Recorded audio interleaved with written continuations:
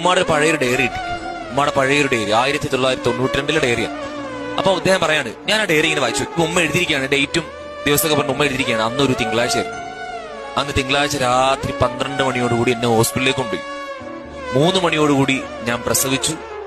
പക്ഷെ അല്പസമയം കഴിഞ്ഞപ്പോൾ കുഞ്ഞ് മരിച്ചുപോയി. അങ്ങനെ കുഞ്ഞിനെ കൊണ്ട് അടക്കി. ഉമ്മ ഇടയ്ക്കിടയ്ക്ക് ഈ സംഭവം ഇങ്ങനെ ഇരുന്ന് പറയും. എന്നിട്ട് ഇവൻ പറയാണ്, ഉമ്മ പറയും, അന്ന് നല്ല മഴ ഉണ്ടായിരുന്നു, ഈ മോനെ അടക്കിയ ദിവസം നല്ല മഴ ഉണ്ടായിരുന്നു.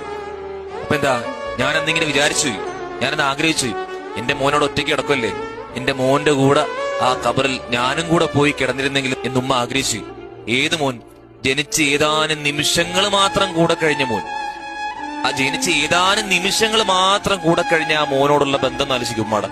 15ഉം 16ഉം വയസ്സുള്ള നിങ്ങളോടുള്ള ഇത്രയും വർഷം നിങ്ങളോടുള്ള ബന്ധം, ഇത്രയും വർഷം നിങ്ങളെ പരിലാളിച്ചത്, ഇത്രയും വർഷം നിങ്ങളെ സ്നേഹിച്ചത്, ഇത്രയും വർഷം നിങ്ങളെ പൊന്നുപോലെ നോക്കിയത്, ആ ബന്ധം എത്ര വലുതായിരിക്കും. അപ്പൊ നമ്മളൊക്കെ വിട പറഞ്ഞാൽ അവരുടെ വിഷമം എത്രയായിരിക്കും.